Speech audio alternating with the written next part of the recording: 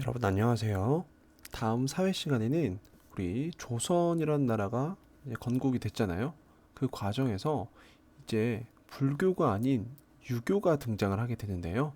이 유교와 조선이 어떤 관계를 갖게 되는지 이런 것들을 알아보는 시간을 갖도록 하겠습니다. 먼저 조선의 건국 과정을 다시 한번 살펴보면 우리 고려 말에 온건개혁파와 급진개혁파로 나뉜 이 신진사대부 사대부 세력이 신진 사대부 세력이 이 신흥 무인 세력과 힘을 합쳐서 그 전에 있던 권문세족을 물리치고 여기에서 이제 고려라는 나라를 무너뜨리고 조선을 세우게 되었는데 그 과정 중에 나온 게 바로 이 온건개혁파와 급진개혁파가 있었고 온건개혁파의 대표적인 인물은 정몽주, 급진개혁파의 대표적인 인물은 정도전이 있었습니다. 기억나나요? 그리고 그 과정에서 이성계의 아들인 이방원이 온건개혁파의 대표 인물인 정몽주를 제거하면서 급진개혁파가 힘을 얻게 되었고 그 과정에서 조선이라는 나라가 이제 새로 세워지게 되었습니다. 그리고 조선의 첫 번째 왕은 바로 태조 이성계가 되었죠. 그러면 이제 조선이 건국되고 나서 처음에 이제 상황이 어떻게 되었는지를 살펴보도록 하겠습니다. 먼저 조선의 도읍지는 한양입니다. 지금의 서울이죠. 그런데 우리 예전으로 거슬러 올라가 보면 여러분들 삼국시대 삼국시대 때 이 전성기였던 나라들은 공통적으로 이 지역을 차지하고 있었습니다. 한강이 흐르는 이 한양 근처, 지금의 한양 근처를 차지하고 있었어요. 그죠? 삼국시대부터 교통이 편리하고 지리적으로도 이점이 매우 많았죠. 뭐 강을 따라서 갈 수도 있었고 우리 나라의 절반 가운데 정도에 위치했었기 때문에 이쪽 저쪽으로 가기가 매우 편리했었다. 그리고 그래서 물건을 옮기기에도 좋았고 농사를 짓기에도 좋았다. 한강이 흐르고 있었잖아요. 그래서 농사 짓기도 좋았던 그런 생활하기 좋은 조건을 갖추고 있었습니다. 그래서 조선의 도읍지를 한양으로 옮기고 이 한양을 새롭게 디자인을 했습니다. 그래서 보면 이 조선이 건국될 때는 당연히 조선이 새롭게 세워지면서 그걸 주도했던 사람들이 있었겠죠. 그래서 이 정치도 이 조선이 세워지고 나서 정치를 이끌어 나가는 주도하는 세력이 있었는데 나라를 세운 게 개국이죠. 그래서 개국 나라를 세울 때 공이 많았던 그런 공신 세력 즉 보면 당연히 급진 개혁파의 신진사대부 출신이 되겠죠. 그래서 이 신진사대부 출신의 고위 관리들을 맡게 되면서 그 사람들이 조선의 정치를 하게 됩니다. 거기에서 바로 대표적인 인물이 바로 삼봉 정도전이죠. 왜요? 급진개혁파의 대표적인 인물이 정도전이었잖아요. 사실상 정도전이 조선을 디자인했는데요. 이성계라는 이 왕은 사실 보면 무인 출신, 장군 출신이잖아요. 그래서 정치를 그렇게 많이 알지 못했고 그 당시에 나이가 좀 많았습니다. 그렇기 때문에 이걸 실질적으로 디자인했던 사람이 이 이성계의 오른팔 역할을 했던 바로 이 정도전이 그 행동을 했습니다. 그래서 조선 초기 이 조선을 디자인했던 사람이라고 볼 수 있는데요. 여기 보면 중요한 말이 나옵니다. 노란색으로 되어 있는 민본주의적 통치 규범을 만들고 재상 중심의 정치를 주장했다라는 말이 나오죠.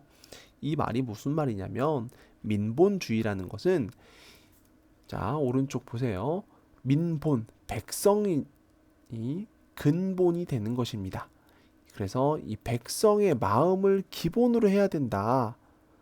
즉 그냥 위에 있는 사람들 왕이나 관리들의 생각뿐만이 아니라 백성들의 마음이 기본이 되고 백성들의 생활이 안정화돼야 된다라는 생각을 하게 된 것입니다.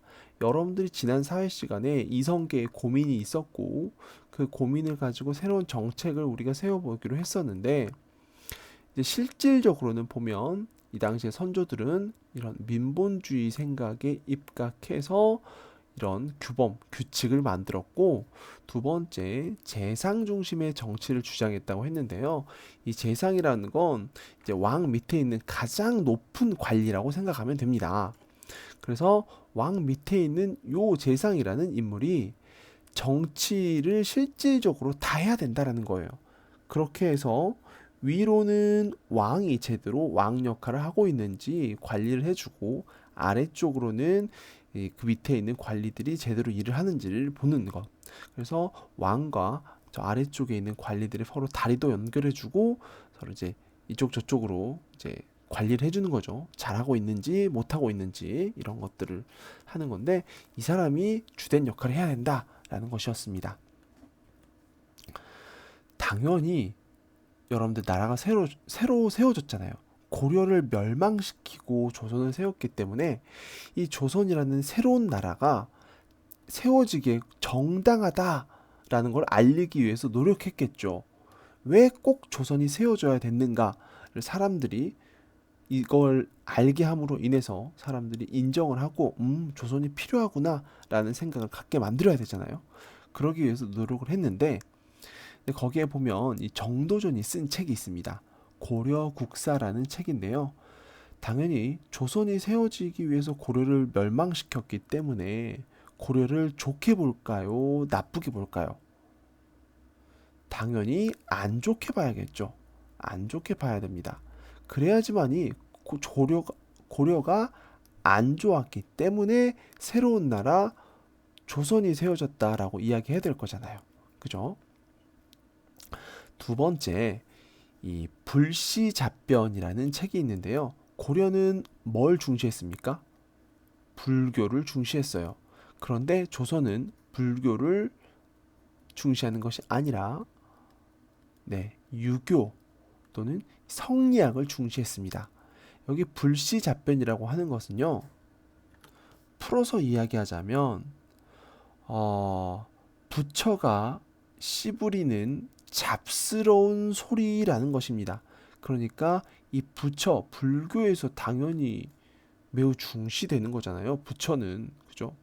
그 생각을 가지고 사람들이 살아가는데 이게 좋은 이야기가 아니라 매우 잡스러운 이야기, 즉 안 좋은 이야기다라고 해서 불교를 비판하고 멀리합니다. 대신 이걸 대신하는 바로 유교를 중시해야 된다라는 그런 나라로 만든 사람이 바로 정도전이라는 인물입니다. 그래서 조선의 유교 정치를 보면요. 유교라는 것은 이런 거예요. 중국에 공자라는 인물이 있죠. 그래서 이건 나라에 충성을 해야 되고 부모에게 효도하는 것이 그러한 것이 중요하다. 사람답게 사는 것이 중요하다라는 그런 학문입니다.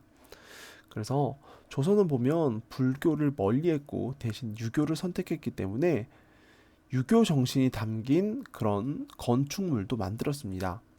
그래서 사람이 마땅히 갖추어야 될 5가지 덕목이 있는데 이걸 한자어로 하면 인, 의, 예, 지, 신입니다. 그래서 보면 이걸 풀어서 이야기하면 인자해야 되고 의로워야 되고 예의 바라야 되고 지혜로워야 되고 사람이 믿을 수 있는 믿음이 있어야 된다라는 것입니다. 이거 들어가는 게 바로 이 우리가 알고 있는 이 한양을 지키는 큰 문들입니다. 대문들. 수도니까 당연히 지켜야겠죠. 심시티를 하는 겁니다. 그래서 보면요. 첫 번째는 가장 북쪽에 있었던 숙정문인데 원래 이제 지잖아요. 인의 예 지 신이었는데 지하고 정은 같은 의미를 가지고 있어요. 그래서 북쪽은 항상 닫아두어야 된다라는 것으로 해서 조용하고 엄숙해야 된다는 의미로 지 대신에 정자를 썼다고 합니다. 다음 자 왼쪽에 있는 것 돈의문인데요. 이거는 의죠. 의로워야 한다라는 것인데 이 돈의문은요 여러분들 일제 강점기 시대인 1915년에 일제가 도시 정비 계획에 따라서 철거를 해버렸습니다. 그래서 없어요. 네. 다음은 아래쪽에 있던 숭례문입니다. 여러분들 숭례문을 우리 지금 여러분 다른 말로 어떻게 얘기하는데 혹시 알고 있나요? 알고 있는 사람들은 선생님이 수업 시간에 한번 체크를 해보도록 하겠습니다. 이 숭례문은요, 2008년에 불이 나가지고 이제 불타버렸다가 2013년에 복구를 했습니다. 다음은 오른쪽에 있는 흥인지문입니다. 선생님이 인의 예지 신에 해당되는 걸 검정색 글자로 이렇게 했습니다. 숭례문은 이건 국보고요. 국보고 이건 보물입니다. 여러분들 이렇게 힌트를 줬는데 이걸 우리 다른 말로 뭐라고 해요? 여러분들 아마 알고 있을 건데요. 한번 확인해 보도록 할게요. 그리고 가운데 있는 옛날 지도를 보면요. 여기가 어디 자리냐면 바로 경복궁 자리입니다. 네, 왕이 살고 있는 그 궁궐이에요. 궁궐을 중심으로 해서 이렇게 각각 이제 큰 대문이 있고요. 여기 보면 그 앞에 여기 있는 이 거리들도 있는데 이걸 수업 시간에 한번 이야기해 보면서 선생님이 이 지도를 자세하게 우리가 한번 보면서 어떻게 정도전이라는 인물이 한양을 디자인을 했는지 한번 살펴보는 시간을 갖도록 하겠습니다. 여기까지 잘 보고 정리해서 수업 시간에 만나도록 할게요. 안녕.